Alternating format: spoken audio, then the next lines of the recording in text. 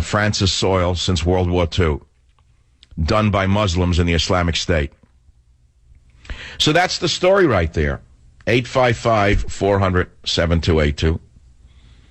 It's good news. Actually, that's very good news. It goes to the Senate now because in the House of Representatives, they have a veto-proof majority because enough Republicans realized they're not getting reelected if they stand with the smoking thin man.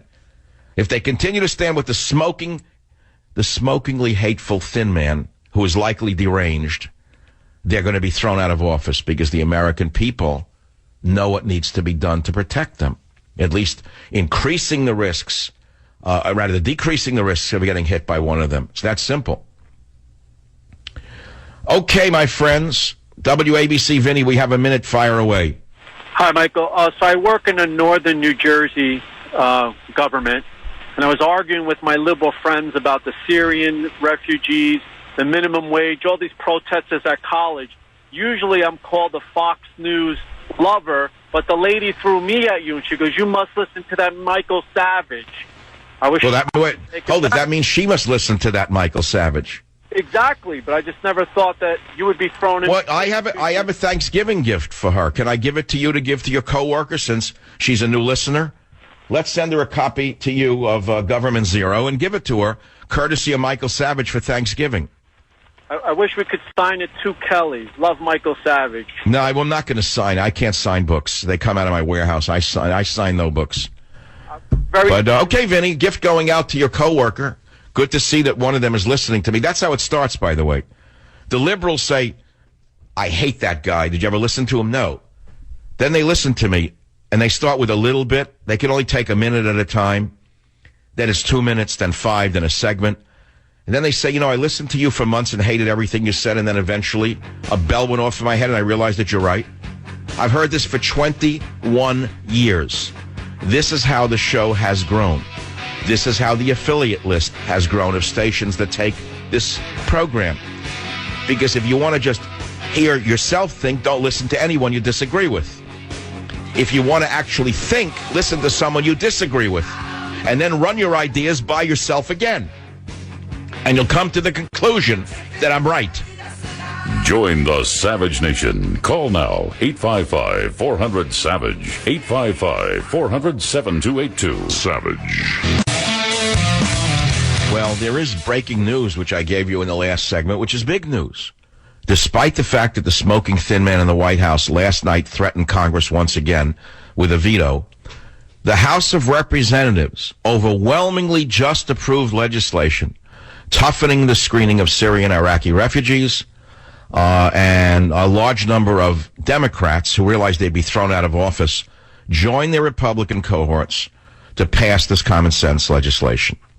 Incidentally, it's a veto-proof number in the House. We'll see what the Quislings do in the Whig party, in the Whig side of the aisle. They're so busy with their wigs on, seeing how much money they can make off the war, I guess, that this is of no interest to them whatsoever. The shopping carts could be sent to Syria. God only knows what could be done in between everything else. Think of the money that could be made. If you think no one's going to make money off this crisis, you're mistaken. Look at Catholic Charities. Look at Lutheran Family Services. Look at Baptist Family Services. They've never had it so good. WABC, Fred, welcome. You're on the Savage Nation. Make your point, please. Dr. Savage, it's a pleasure speaking with you. I just want to let you know, I was born in Iran in 1966 as a Christian. I'm a Syrian by heritage. And we came to the United States in 79 during the revolution. And with all this is going on, this is basically what I'm saying now. It's a repeat of what went on in Iran, but it's happening in a different way. As a Christian, I don't understand why is it that they're not letting any Syrian Christians into the United States, but they are letting Syrian Muslims in. And yet, well, that's because the thin smoking man in the White House has a bias. It's a bias against Christians, a bias in favor of Muslims. Any other questions? Being slaughtered. He said there shouldn't be... The thin smoking man in the White House said there should not be a religious litmus test. So he'd rather take in Muslims and no Christians. It's nice to be king. You can say stupid things. You can say racist things like that.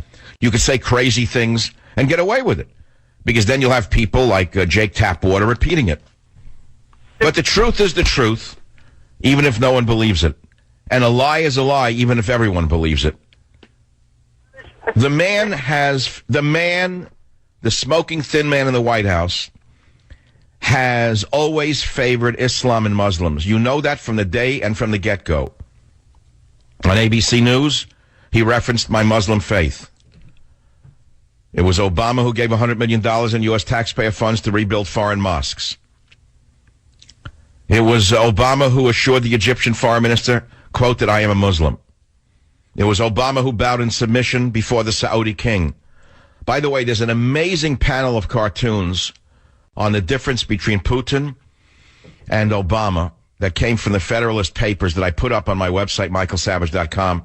I'll post on Facebook. You've got to see these cartoons. I've got to find it for you. Because, you know, they say one picture is worth 1,000 words. I don't know if here it is. Putin versus Obama, brilliantly compared in 10 brutal pictures. The Federalist Papers Project.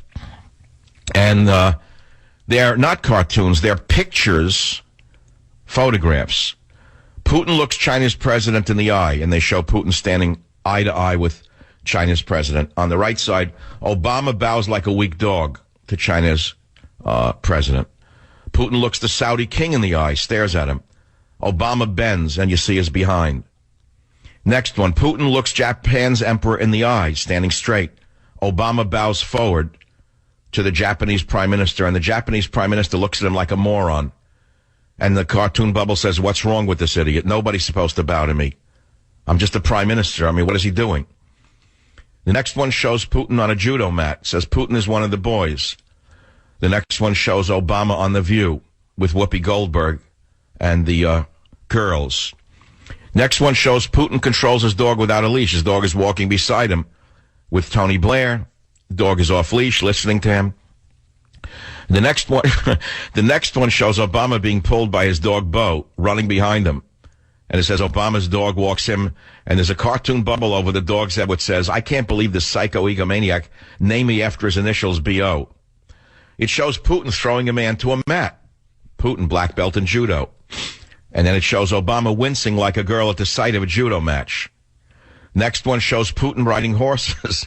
And the one on the right shows Obama riding girly bicycle with helmet. Okay, that's what they did. I mean, I don't know whether you agree with it or not. Just, it's a picture. Then it shows Putin married to soft-spoken beauty. Obama, well, okay, we won't go into that. Putin, eye of the tiger. Obama, feminine look and smile. When the two of them meet face to face, well, you get the picture. He's a laughingstock on the world stage. The only people who still believe in him are Chris Matthews, who gets a chill up his spine and his leg when he sees him. Trump defends Carson rant on Savage Nation. Obama says Syrian refugees no bigger threat to the U.S. than tourists.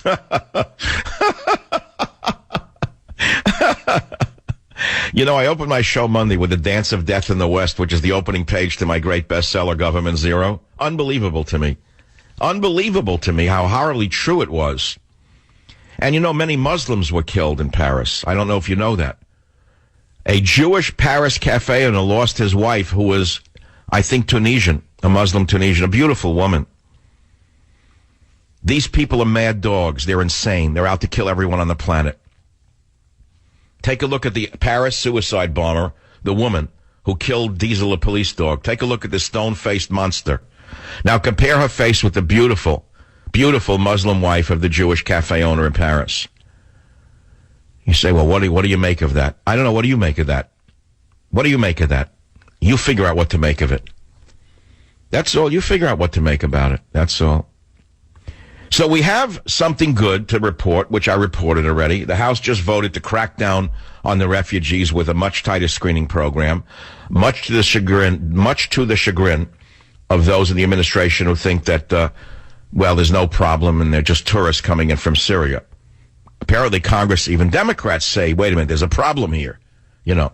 Anthony on WABC, you're up on the Savage Nation. What's on your mind? Hey, Michael Savage, how are you? Well, I come from a family of immigrants, and I'm the first American son And what you were saying, and what you've been saying for the last month and a half, you know what I mean, has actually dawned upon me on Tuesday when I was watching the House of Representatives. All that was missing was you on it. You're very inspiring, and all. Well, I'm the son of an immigrant as well. Do you know that? Yeah, my boss tells me that because we listen to you every day. Yeah, my father was an immigrant to America. He was not born here. My grandfather came here ahead of the family. He had to wait 7 years, save enough money to send for my grandmother of blessed memory, and my father, and my uncle, and my aunt. Then they came over. So my father was not born here. He was an immigrant. I have 1 foot in the immigrant world and 1 foot in the American world like you. So we see the world in a similar way, Anthony. Yeah. And then, but everything that you've been saying, it's actually dawning out. We kind of need you to become part of the House of Representatives, man. I'm part of the House of Representatives right here on the radio. I have more influence than any member of the House of Representatives, by the way. The only difference is you can be sure I'm not robbing anything on the side to tell you what I believe. The only thing you can be sure of with me and everyone else in radio is that we're not taking anything on the side before we give you an opinion. Because there's nothing in it for us.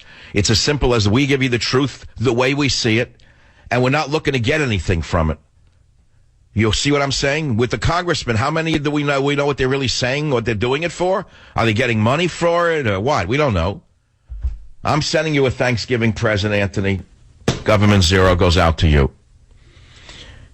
Do you want to stay on this topic? Because it's wearing me out. I got to tell you the truth. You know, I almost didn't go on the air today. I'm so exhausted from this murder and mayhem where I'm looking, it's like an oncologist, a cancer doctor.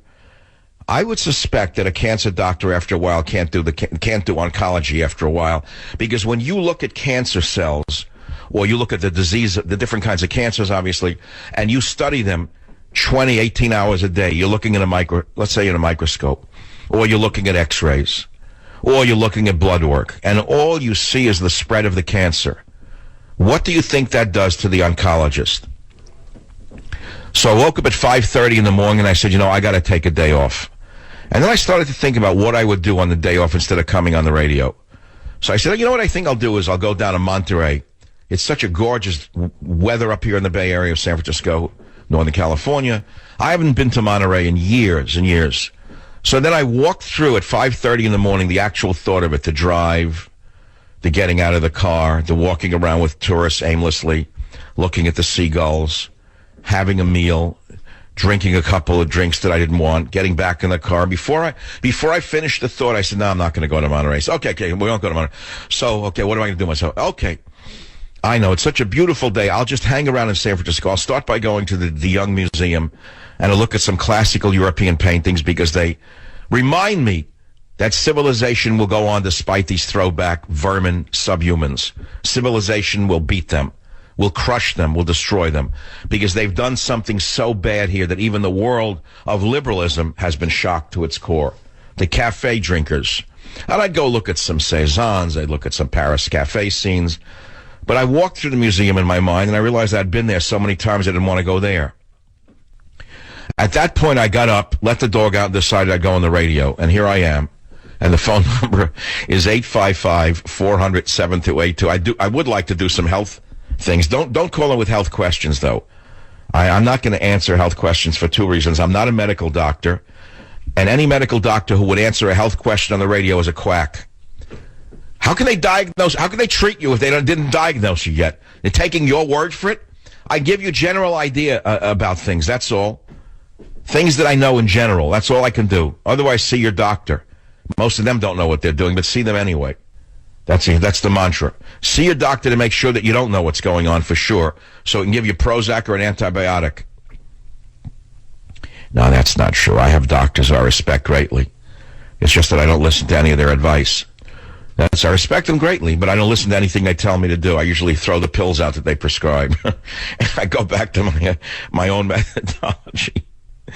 All right, what would you like to talk about? This horrible thing? Did you see what went on in France? Are you ready for this? After Hollandaise sauce, who ISIS called the imbecile of Europe, cracked down on ISIS with French jets bombing, I think they're bombing something. We don't know what they're actually doing. All we see is the smoke coming out of the back of their jets, and we assume that they're blowing things